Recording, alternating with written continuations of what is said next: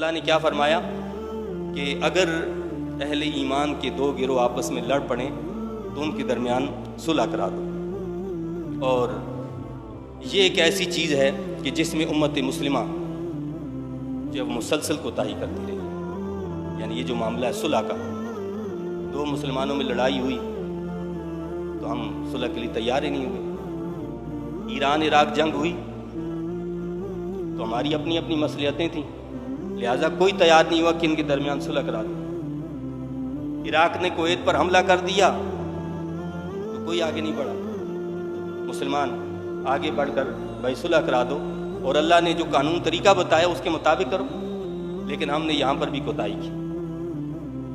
غرض یہ کہ جہاں جہاں بھی ایسے معاملات ہوئے مسلم امہ کوتاہی کرتی رہی۔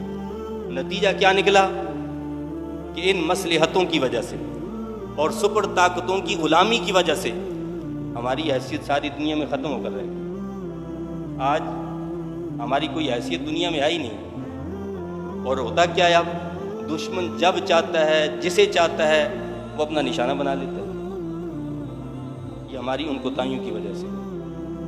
اگر اب وہ کوتاہیاں ہم نے نہ کی ہوتی تو آج ایسا ہرگز نہ ہوتا کہ ہمارے فلسطینی بھائی جو ہیں جس طرح پس رہے ہیں اور ہم کوفیوں کی طرح تماشا دیکھ رہے ہیں، اور ہم ان کی کوئی مدد کرنے کے لیے تیار نہیں۔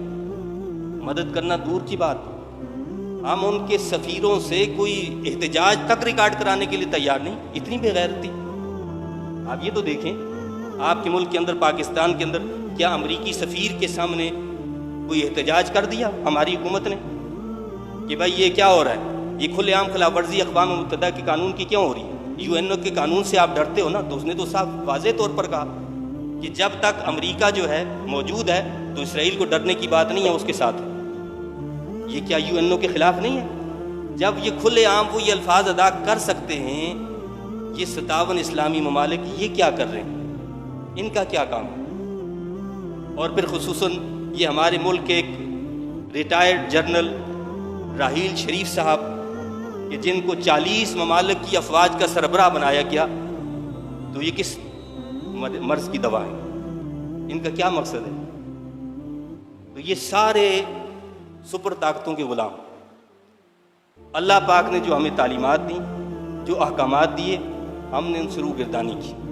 جب اس سے روگردانی کی تو آج ہم وہ بن گئے کہ جن کی حیثیت جو وہ تنکوں کی مانند ہے، جہاز کی طرح ہے کہ جس کا کوئی وزن نہیں ہے۔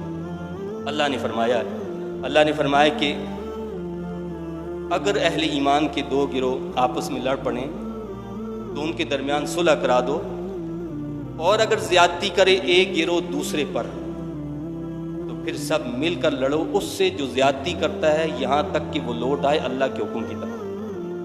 کیا فرمایا؟ صلح کی کوشش کرو، لیکن صلح کرانے کے باوجود وہ اگر صلح نہیں کر رہا کوئی فریق، اب اللہ نے کیا فرمایا کہ جو زیادتی کرنے والا ہے، پھر اس میں دیکھو کہ ظالم کون ہے، تو ظالم کے خلاف مل کر ڈٹ کر سب مقابلہ کرو، ایک ایک نہیں، سب مل کر اس کے خلاف لڑائی کرو اگر وہ صلح کے لیے تیار نہیں ہے، یہاں تک کہ تفیع الی امر اللہ، وہ اللہ کے حکم کی طرف لوٹ آئے۔